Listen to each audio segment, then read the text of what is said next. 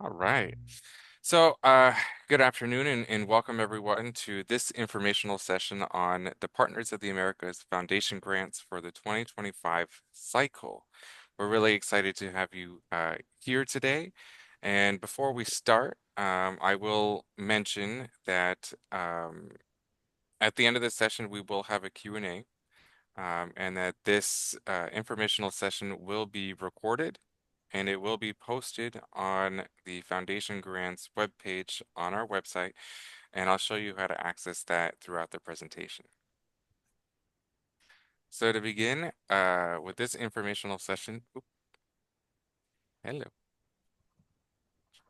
Uh, this is our agenda for today.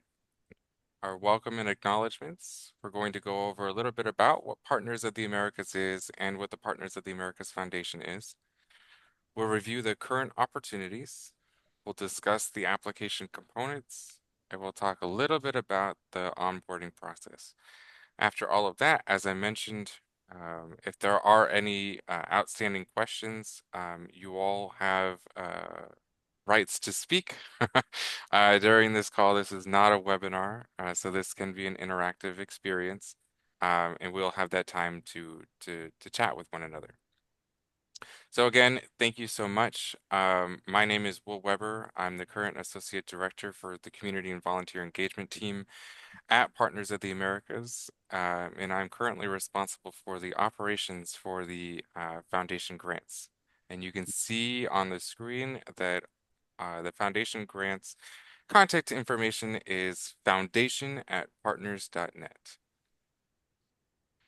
Joining us today are a couple of special guests.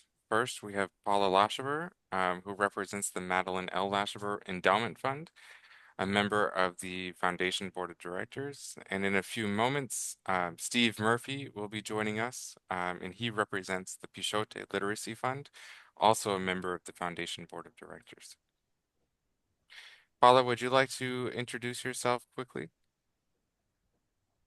Well, let's see, Paula Lashover. I've been a member of the Washington Chile chapter for, I don't know, since 1989, however many years that is. And have been a member of the Inter-American Board off and on for probably 20 years at least. And currently, as it says, a foundation board member. So have a long experience with partners. And do you want me to say something about my grant yet, or do you want me to do that later? We can talk about your grant later. You'll have Okay. all All the right. time in the world. All All right. right. Thank you, Paula. And as Steve joins, we'll have him introduce himself.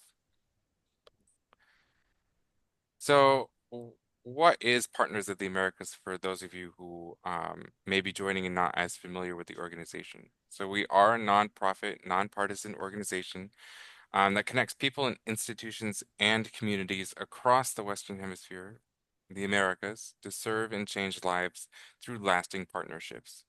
Our vision is a world where communities and individuals are empowered and sustained through volunteerism and partnerships.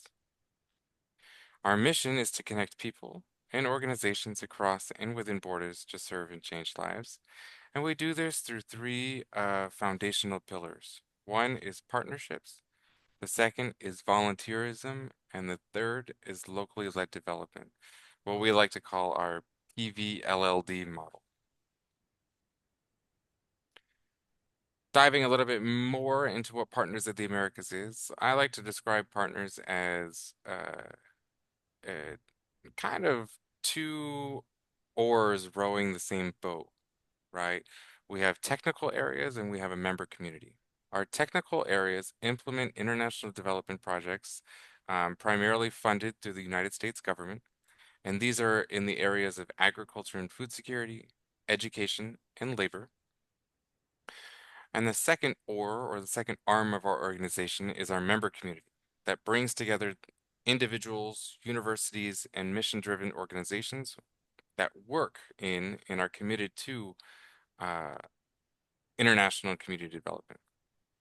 Throughout the year, we host different events. We have various chapters. As you can see on the screen, we have 67 chapters in 14 countries across the Americas. Um, and we produce resources such as the foundation grants for member communities to use in order to advance international and community development projects in their own communities. So within the technical areas, we currently have 8 projects, and within the whole member community, we have about 7,500 members. And I see that Steve has joined us. Welcome, Steve. Steve, would you like to introduce yourself quickly? Um, Good afternoon, buenas tardes, boa tarde. Steve here. I just came from the dentist's office, so I've moved to the fraternity here at the University of Washington because they have Wi-Fi. So anyway, I've been a little bit of a moving target. I've been involved with Partners of the Americas since Paul invited me here at the Seattle chapter. How many years ago, Paula? Many, maybe 25 plus. uh, and as Will and Matthew knows, my family uh, helped fund the Pashoti Literacy Fund to encourage kids to read in our various chapters south of the border. So that's, I guess, my love. It is to encourage children literacy. We've named the fund Pishoti Literacy Fund. Pishoti means little, but the little ones. But I've been involved, as most of you know, for decades in Brazil. I worked there 14 years, became a permanent resident, and then after the pandemic, ceased being a permanent resident, but I still go back there. I've written 3 books on Odyssey and Redemption. The last one is Brazilian Odyssey and also in Portuguese. So I do still some occasional consulting for firms going to Latin America and am delighted to be on the call. Awesome. Thank you so much, Steve. Really appreciate you being here. All right. As we get back into the presentation, this is a little bit more about the Partners of the Americas Foundation.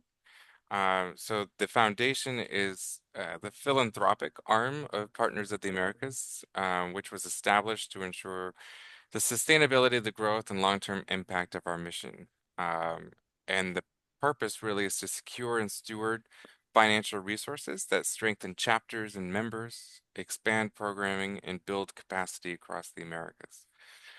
Now, if you'd like, we do have a QR code on the screen right now that you can scan, and it'll go directly to the Partners of the Americas Foundation webpage on our website. So I'll stay here for a couple more seconds. And this QR code will pop up further along in the presentation as well. All right. So, as I mentioned, the 2025 cycle is open. We opened last week on May 1st, and we have 2 current opportunities. The first is the Madeline L. Lashaber Endowment Fund, and the second is the Pishote Literacy Fund. Now, I would like to invite both Paula and Steve to talk a little bit more about the context and the background behind both of their funds. Um, really delving into what they're looking for in applications through the themes, the eligibility, etc. Paula, would you like to go first?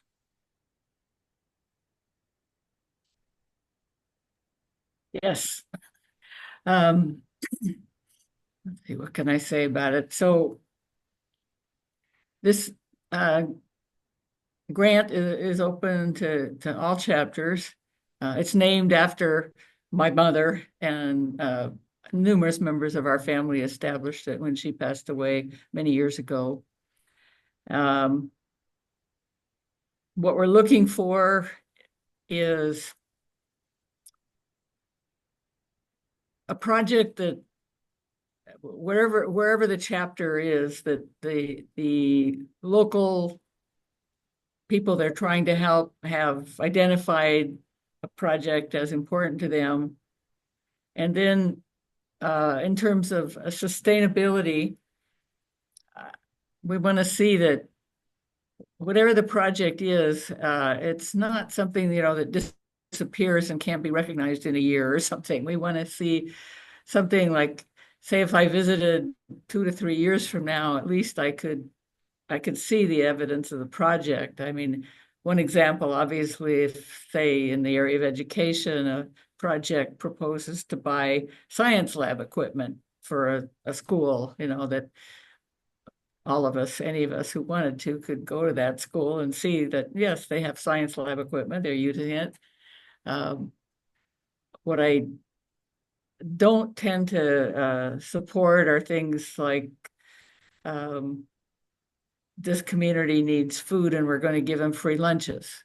It's not that the community might not need it, but it's not a sustainable kind of project. We can't see that it's there in the community. We can't see that after we put in our funding that the community can actually carry the work out in the future. And other than that, I mean, I like to see a good budget and, ideally some commitment from either the members of the proposing chapter or organization, or maybe they've brought in some business uh, resources or something like that. Some actual cash as well as some commitment from that chapter or organization that they are actively going to be helping with the project, monitoring it, and reporting on it in the future as to its results. I think that's it for me. Thank you, Paula. And Steve with the Pichote Literacy Fund. Of Arnold Silva is from Brazil, but he might remember the movie Pichote by Hector Babenco. The fund was named after the Pichotes, so the little ones, and as he called them in Brazil, in Sao Paulo, Rio, the ones often living on the street. But what we try to focus on are programs that are done with faith-based organizations that focus on literacy, children literacy, particularly, I'd say from 5 to 16, 17 years old. We have found that faith-based organizations are usually more sustainable. They don't have a lot of political influence, and they usually have a high caring factor. So what we're looking for from the chapters that basically request a grant is a program that's focusing on children literacy and is sponsored by a partners chapter and is in partnership with one of the faith-based organizations. It can be a school, it can be a church that has after-school learning programs. We've sponsored programs that combine soccer with learning, and we're looking for programs that are ongoing. And in some cases, we have paid for a teacher to increase their literacy program, their after-school program. So our grants are anywhere from $2,000 to $5,000. And that can go a long ways in a lot of places in Latin America. We've had over 21 different projects of all faiths. And I say the focus is to have an enthusiastic partners and compañero to encourage this program and is in good contact with a faith-based organization that'll execute the program. We're certainly very willing to work with the chapters making requests for proposal, and we're looking for something that might go on more than just 1 or 2 years, but we're happy to provide the seed money. Excellent. Thank you, Steve. No. So, uh, Paula and Steve mentioned all of the themes and what they're looking for within an application. And I'll show you all how to access that in a couple of moments. But these are the components that are asked within the application. So, do you have a clearly defined goals in the alignment with the fund's mission? What's the feasibility? What are your planned activities, your timeline, your identification of a capable project lead. What are some of your expected outcomes? What are those projected results? How many participants are served? Um, what impact do you suspect that this project is going to have? What do those success benchmarks look like? And what are your plans for monitoring and evaluating your program? Another component of this is strengthening a partnership. So what are the roles of the partners that are proposing this project, right? Whether it's a chapter with another organization, um, whether it's two chapters working together, what are those roles and what does that long-term collaboration strategy look like?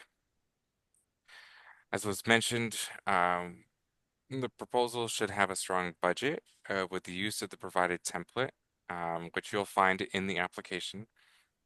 The justification for expenses and any other funding sources outside of this grant that you believe um, will be used in order to fund the program. As was mentioned in both Paula and Steve's brief introductions to their grants, sustainability is a really important factor for Partners of the Americas and the Partners of the Americas Foundation. So the grants really want to uh, continue seeing their impact even after the funding ends, right? This fund will fund a project for about 6 months until the end of 2025. So in a couple of years, we want to say, if one of our staff members or one of the grant donors does go down to visit your chapter and to see the project, what will they see when they get there, right? Will they see an increase? Will they see an increase in impact and overall project activities? Will they see a, a stagnation, a plateau effect? Will it even be there? We really hope that it's going to be there. So that's going to be one of the most important aspects of this. And then of course, sure. Will, could I ask a question?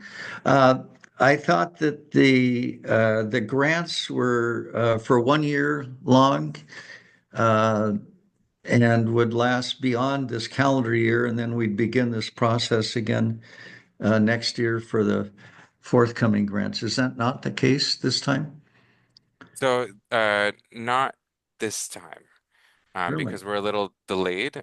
This one is going to Oh, start uh in July and go up to December 31st. Um, so that doesn't mean that the project has to immediately end. On December 31st. We just hope to have some sort of a final impact report by the end of January. And I'll share that timeline in a couple of moments as well. And finally, there's the relevant experience, right? So if there's any past performance or relevant experience of the applicants and their partner organizations, you will want to mention that in your application. So as Steve was just alluding to, this is the timeline that we have for the 2025 cycle. The call for proposals was launched on May 1st. The deadline to submit the proposals is June 2nd at 12 p.m. Eastern, and that's a Monday. The proposal review period will take place in June for about 2 weeks or so. After that review period, there will be a notification of status, whether you have been awarded the grant or if you have not been rewarded the grant. We will communicate either way. And then the period of performance is July 1st through December 31st, 2025.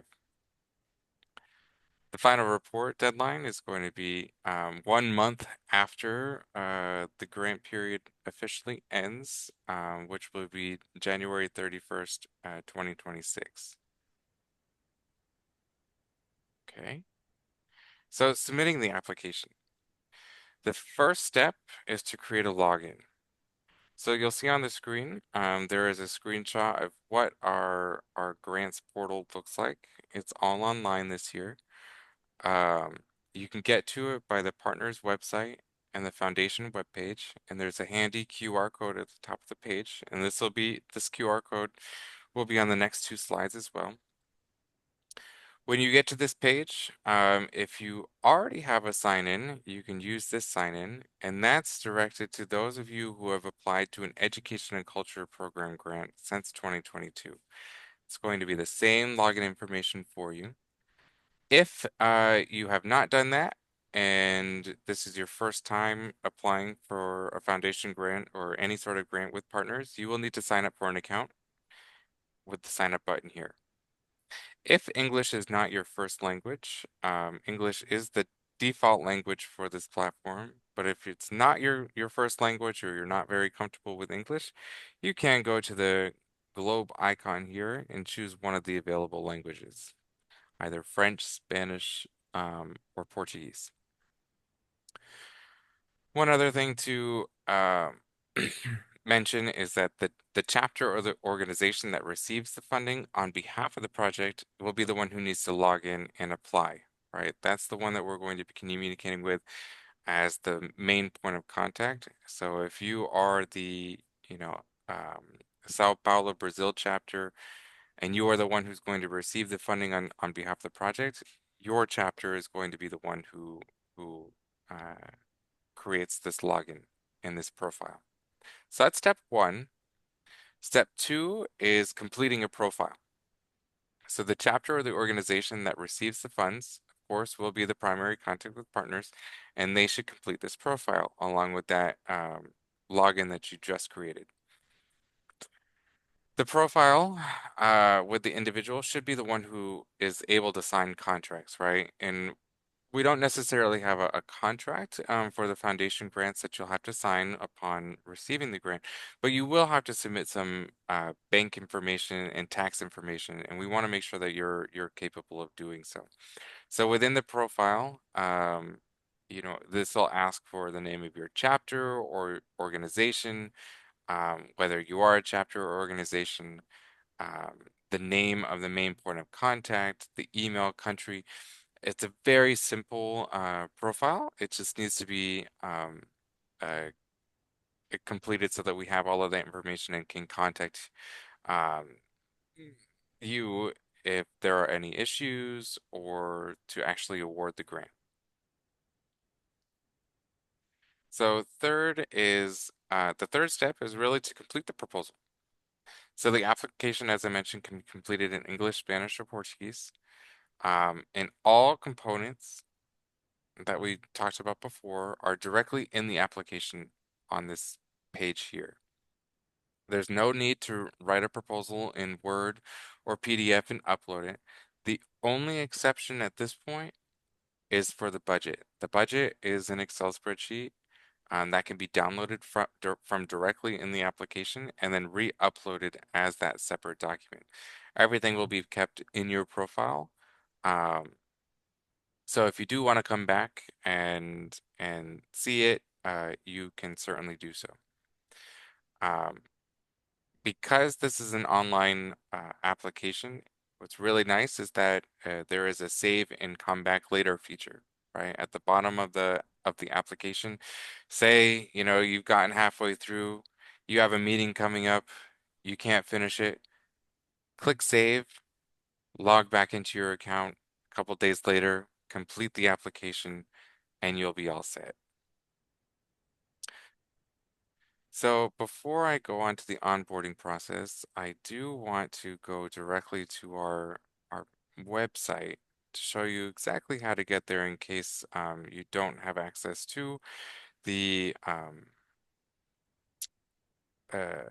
to the QR code.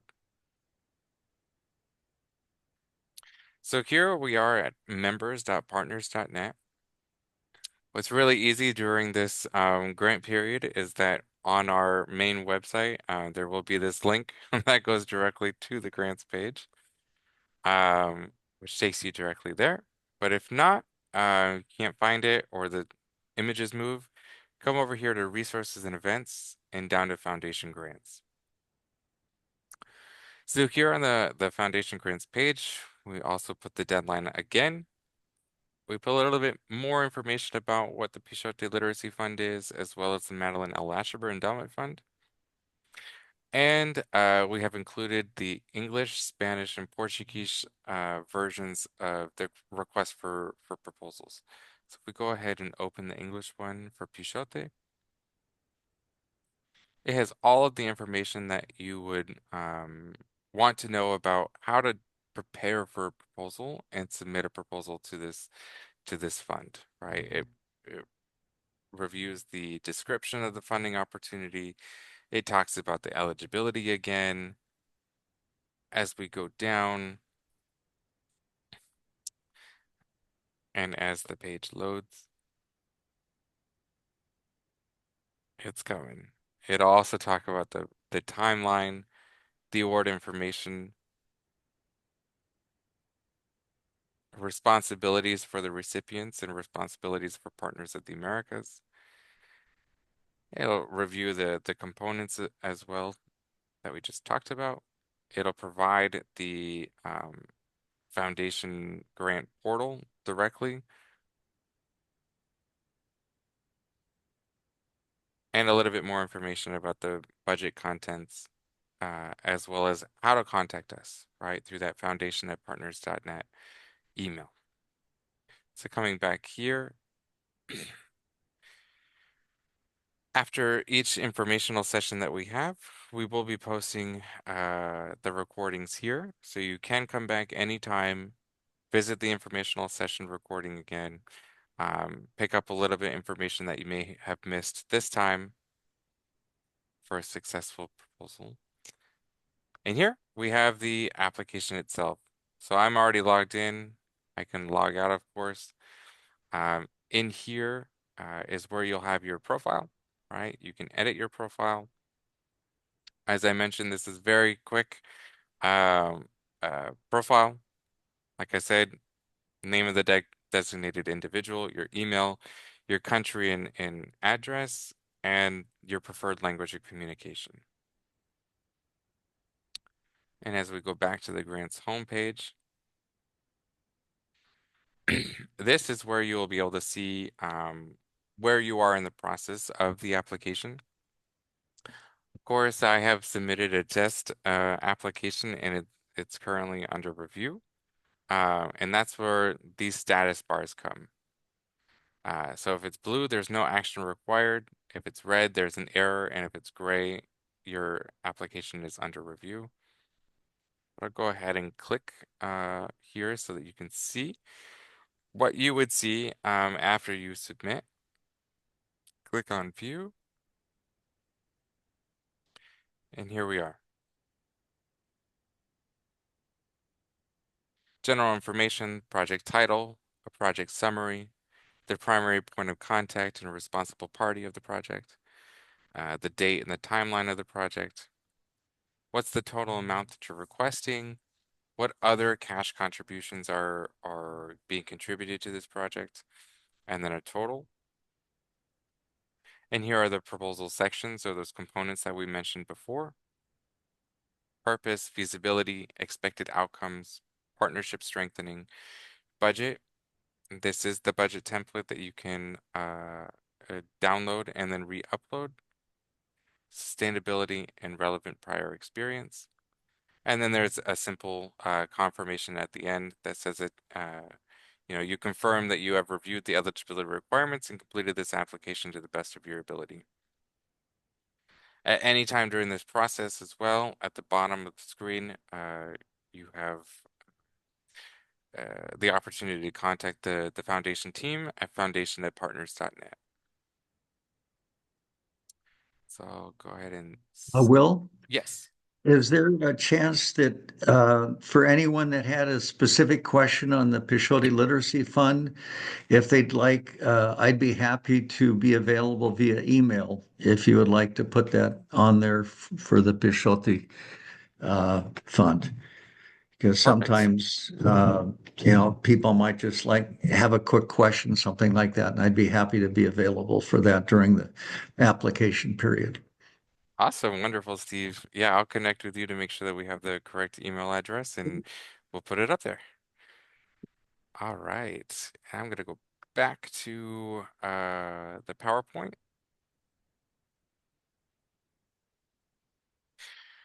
So in late June, as the reviews have been completed and the notifications have come out, if you are awarded, we will be contacting you to submit, to review and submit the required documents, which is basically a bank and tax information. What happens after that, just to give you a little bit of context, Partners of the Americas uses an online wire transfer service. We create that profile for you, and the main point of contact of your proposal is going to receive an email from that. It's called Bill or bill.com.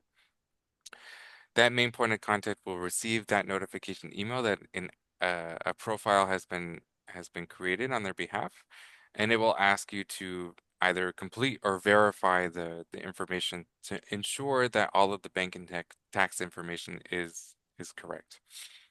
Once that happens, you will receive the funds allocated to you, and you can begin implementing your project immediately.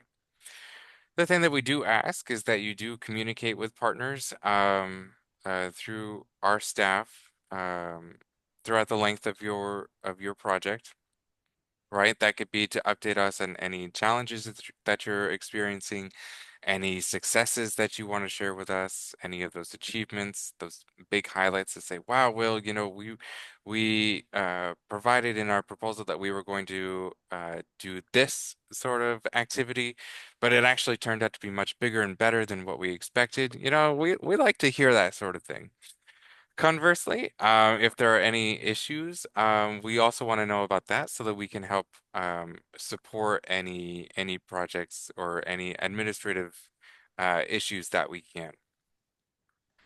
And as I mentioned previously, there will be a final report that we ask you to submit with the results and impact by January 31st, 2026.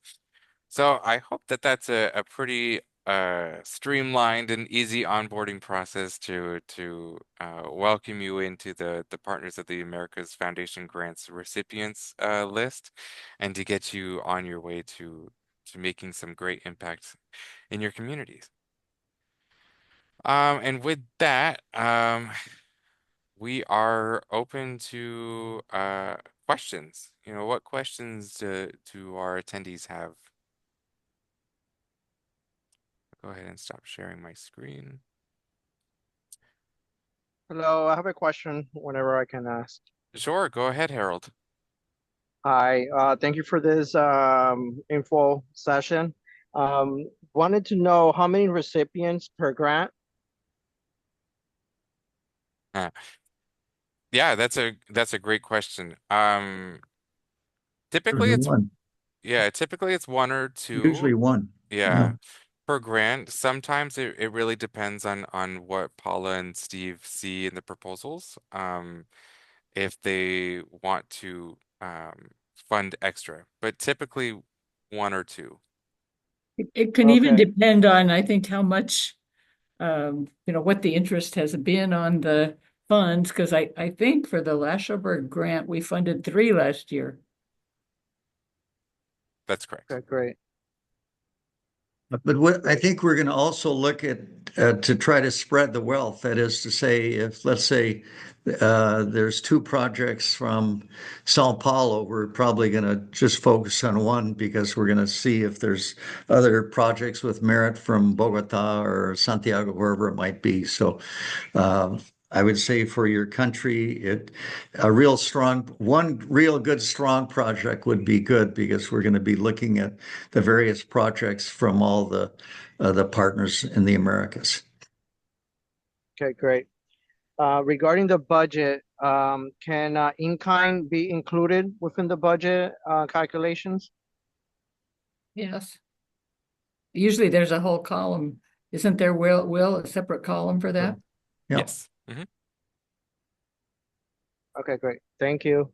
Where are you from, Harold? What's your partnership? Well, I'm actually from Florida, but for your grant, I was considering to tap Bolivia, who they have. Bolivia. I mean, they have yeah, La Paz chapter. They have a strong a chapter down there, a lot of Mhm, programming, and I know they do mhm. a lot of things with the church, various Indeed. churches and all that. So I think there will be a great um have interest and a great candidate for the grant.